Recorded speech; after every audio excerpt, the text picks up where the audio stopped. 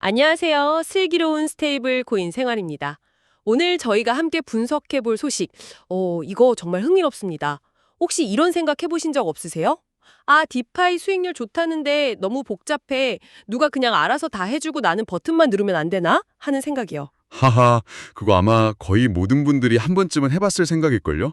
막 지갑 연결하고 가스비 계산하고 또 브릿지 넘어가고 그 과정에서 뭐 하나라도 꼬이면 진짜 머리 아프잖아요. 바로 그겁니다. 그런데 최근에 바로 그 버튼만 누르면 되는 경험을 이걸 현실로 만들겠다는 소식이 들려왔어요. 멘트, 바이빗, 그리고 CIN이라는 새 플레이어가 바이빗 멘털 볼트라는 걸 내놨다는 뉴스인데요. 이게 단순히 뭐 새로운 이자 상품 나왔다? 이 수준이 아닌 것 같아서 오늘 제대로 한번 파헤쳐 보려고 합니다. 네, 맞아요. 이건 그냥 상품 하나가 아니라 지금 이 시장이 어떤 방향으로 움직이고 있는지를 보여주는 굉장히 중요한 뭐랄까 이정표 같은 사건이에요. 아마 오늘 이 이야기 다 듣고 나시면 앞으로 비슷한 상품들을 볼 때 어떤 관점으로 봐야 할지 감이 딱 잡히실 겁니다. 좋습니다. 그럼 오늘 우리가 풀어야 할 미션은 세 가지입니다. 첫째, 이 멘틀 볼트 대체 정체가 뭔가? 둘째, 그래서 수익은 정확히 어떤 원리로 발생하는가? 그리고 마지막으로 이게 왜 갑자기 아시아와 중동을 잇는 거대한 흐름의 신호탄이라고까지 해석되는지 이 세 가지 질문에 대한 답을 한번 찾아보죠. 자, 그럼 첫 번째 질문부터 바로 시작해 볼게요. 멘틀 볼트. 이름부터가 뭔가 복잡한데 이걸 가장 쉽게 설명한다면 뭐라고 할 수 있을까요? 한마디로 정의하면 딱 이거예요. 고수들의 영역이었던 복잡한 온체인 수익 전략을 우리가 쓰기 편하도록 거래소 안에 예쁘게 포장해 놓은 금융 밀키트라고 할 수 있죠. 오, 금융 밀키트요? 비유가 확 와닿는데요. 그러니까 재료 손질이나 복잡한 레시피는 셰프가 이미 다 준비해놨으니까 나는 그냥 설명서대로 버튼만 누르면 근사한 요리가 완성된다. 뭐 이런 느낌인가요? 정확합니다. 이 구조를 두 가지 역할로 나눠보면 더 명확해져요. 먼저 접근성을 담당하는 바이빗이 있어요. 전 세계 수많은 사람들이 이미 쓰고 있는 익숙한 거래소잖아요. 여기가 바로 우리가 이 밀키트를 주문하고 받아보는 창구가 되는 거죠. 복잡한 지갑 설치나 개인 키 관리 같은 거 없이 그냥 로그인해서 클릭 몇 번으로 참여할 수 있게 문턱을 확 낮춘 거예요. 알겠습니다. 바이빗이 유저를 모으는 입구라는 건 알겠는데 그럼 그 돌은 어디로 가는 건가요? 바이빗이 직접 굴리는 건 아닐 테고요. 여기서 이제 CIN이라는 이름이 등장하는 이유가 있겠군요. 바로 그 지점입니다. 실제 요리, 그러니까 실행은 전혀 다른 곳에서 이루어져요. 우리가 넣은 자금은 멘틀이라는 블록체인 네트워크 위로 넘어가서 CIN이 미리 설계해둔 볼트라는 자동화된 금고 안에서 굴러가게 됩니다. CIN은 바로 이 복잡한 디파이 전략, 즉 밀키트의 레시피를 만들고 자동화하는 기술적인 전문가들이라고 보시면 돼요. 아하, 이제 그림이 딱 그려지네요. 나는 바이빗이라는 익숙한 레스토랑에 앉아서 주문만 하면 주방 뒤편, 그러니까 멘틀 네트워크에서는 CIN이라는 전문 셰프가 알아서 최고의 요리, 즉 수익 전략을 만들어서 내주는 그런 구조군요. 완벽한 비유입니다. 여기서 정말 중요한 포인트가 하나 있어요. 예전에는 거래소, 그러니까 CFI가 디파이의 경쟁자다, 서로 고객 뺏어온다 이런 식의 대립구도가 많았잖아요. 맞아요. 거래소는 쉽고 편하지만 중앙화되어 있고 디파이는 투명하지만 어렵고 불칸하다. 항상 이런 식이었죠. 그런데 이 모델은 그 구도를 완전히 깨버린 거죠. 오히려 거래소가 디파이 생태계로 우리 같은 유저들을 안전하고 편리하게 안내하는 일종의 다리 역할을 자처하고 나선 거예요. 이건 CFI가 디파이를 펌는 가장 대표적인 모델이고 앞으로 이런 협업은 훨씬 더 많아질 수밖에 없습니다. 좋습니다. 정체는 확실히 이해했어요. 결국 복잡한 걸 쉽게 쓸 수 있게 포장한 상품이라는 건데 그럼 이제 그 포장지를 한번 뜯어볼 시간이죠? 이 밀키트의 핵심 재료는 대체 뭐고 어떻게 수액이라는 맛을 내는 걸까요? 가장 궁금해하실 부분이죠. 공식적인 설명을 보면 우리가 예치한 USDT나 USDC 같은 스테이블 코인은 AVV3처럼 시장에서 오랫동안 안정성을 검증받은 대형 디파이 프로토콜로 들어갑니다.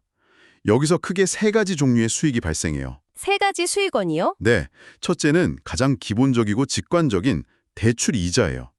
우리의 스테이블 코인을 다른 누군가가 빌려가고 그 대가로 이자를 내는 거죠.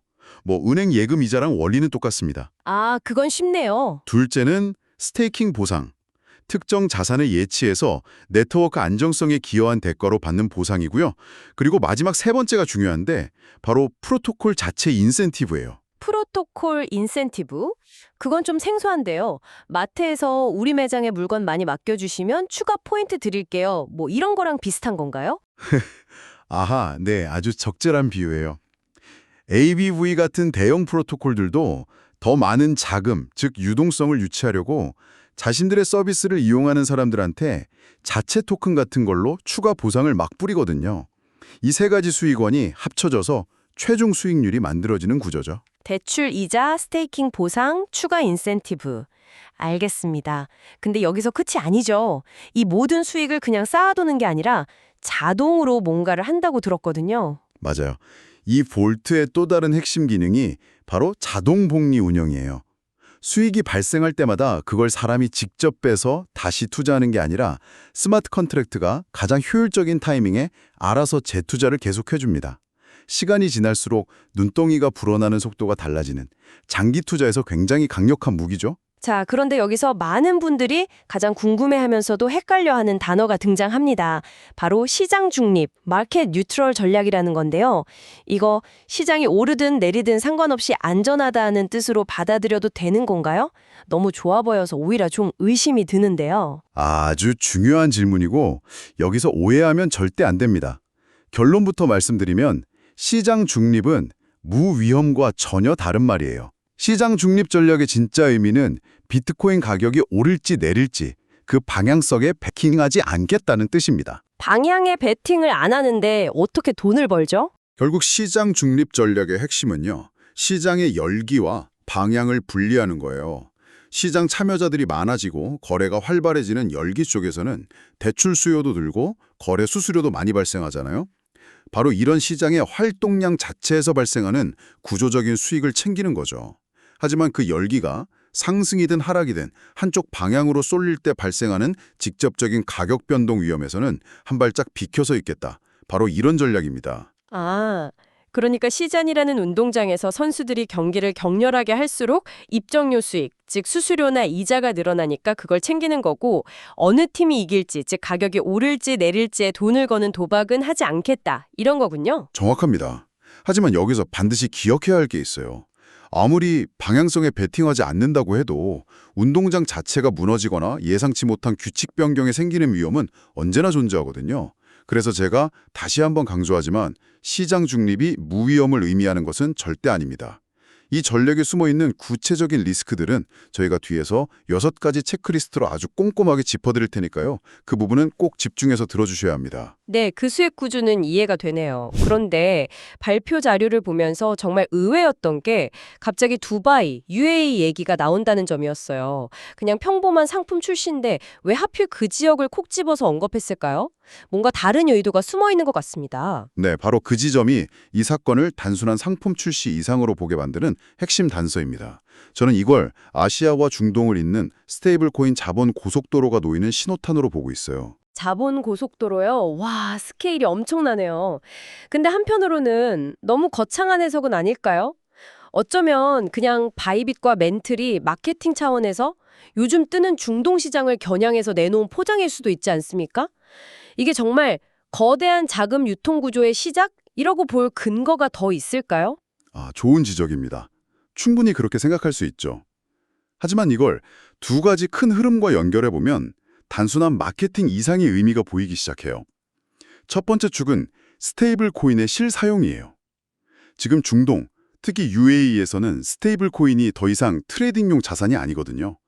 실제 무역 대금을 이걸로 결제하고 기업들이 자금을 옮기고 심지어 부동산 같은 실물 자산을 거래하는 데 쓰이기 시작했어요. 제도권과 산업계가 스테이블 코인을 진짜 돈으로 인정하고 쓰기 시작한 거죠. 단순 투기 자산에서 실용적인 결제 수단으로 진화하고 있다는 거군요. 그럼 두 번째 축은 뭔가요? 두 번째 축은 바로 RWA, 실물 자산입니다. 부동산, 미국 국채, 미술품 같은 현실 세계의 자산을 토큰화해서 블록체인 위에서 거래하고 담보로 잡는 분야인데요. 이게 지금 중동의 막대한 오일머니와 기관 투자자들의 엄청난 관심을 받고 있어요. 미래의 가장 큰 시장 중 하나로 보고 투자가 막 몰리고 있죠. 스테이블 코인 실사용과 RWA의 폭발적인 성장, 이 두 가지가 지금 중동에서 동시에 일어나고 있다는 거군요. 맞습니다. 그런데 여기서 멘틀 재단이 스스로를 뭐라고 정의하는지 한번 보세요. 그들은 자신들을 차세대 디파이와 RWA를 위한 유통 유동성 레이어라고 불러요. 자신들의 블록체인을 미래 금융상품, 특히 RWA가 원활하게 거래되고 굴러가는 하나의 판으로 만들겠다는 비전을 명확하게 밝힌 거죠. 실제로 지금 멘틀 생태계에 묶여있는 자산만 40억 달러, 우리 돈으로 5조 원이 넘는 엄청난 규모예요. 와, 이제 조각들이 딱 맞춰지네요. 중동에서는 RWA라는 새로운 금융시장이 열리고 있고, 멘틀은 바로 그 RWA 상품들을 위한 인프라가 되겠다고 선언했고, 바이빗은 아시아의 수많은 개인 투자자들을 그 시장으로 데려올 수 있는 다리를 놓은 셈이군요. 바로 그겁니다. 그래서 이 멘틀 볼트는 단순히 이자 주는 상품 하나가 아닌 거예요.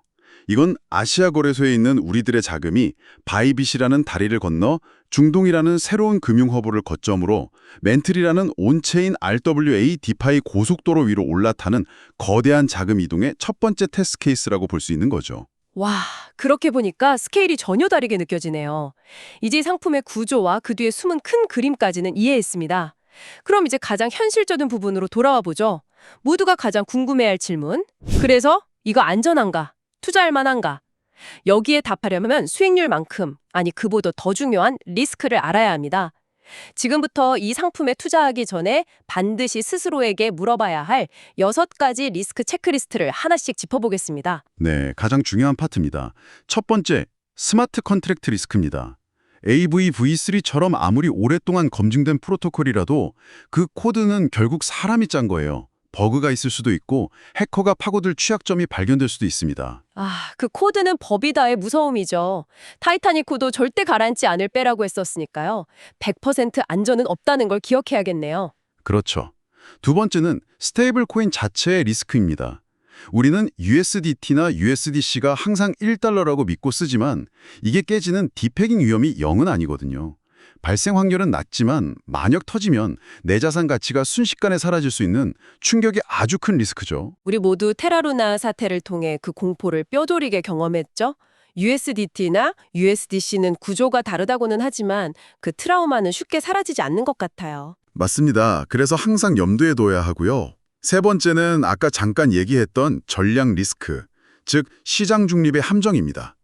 시장 방향성과 상관없다고 했지만 시장이 정말 상상도 못할 극단적인 상황으로 치달으면 담보 가치가 급락하면서 포지션이 강제 청산당하거나 손실이 나는 구간이 분명히 존재해요. 중립이라는 단어에 모든 걸 맡기고 안심해서는 안 된다는 거죠. 시장 중립도 블랙스완 이벤트 앞에서는 한 방에 훅 갈 수 있다. 명심하겠습니다. 네 번째는요? 네 번째는 브리치, 그리고 체인 리스크입니다. 이 상품은 이더리움과 멘틀이라는 두 개의 다른 블록체인을 넘나들어요.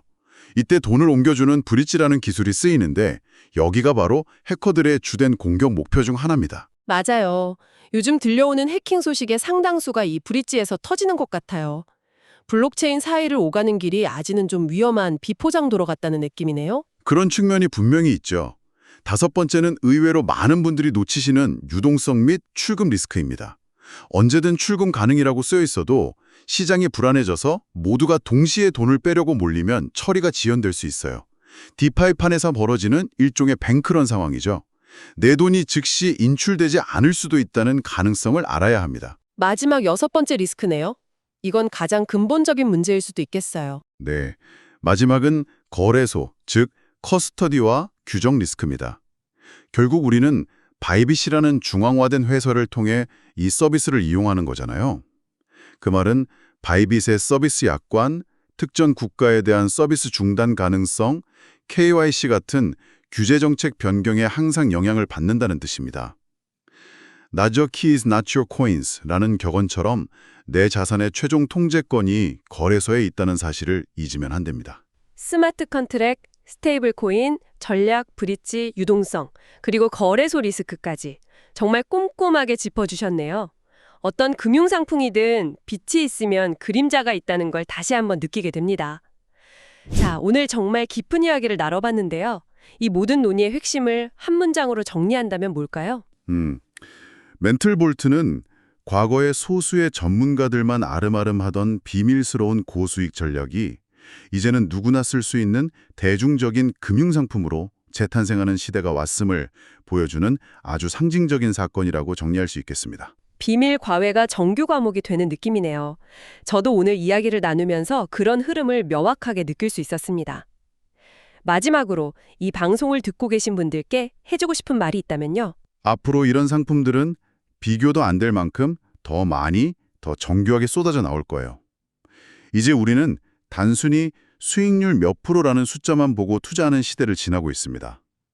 그보다는 이 수익률이라는 숫자가 어떤 부품들로 조립되어 있는가, 그 내부 설계도를 들여다보고 각 부품의 리스크를 이해하는 능력이 훨씬 더 중요해질 겁니다. 수익률이라는 결과가 아니라 수익이 만들어지는 과정을 이해해야만 진짜 슬기로운 투자를 할 수 있게 되는 거죠. 도움이 되셨다면 구독과 알림 설정 잊지 마시고요. 지금까지 슬기로운 스테이블 코인 생활이었습니다. 감사합니다. 감사합니다.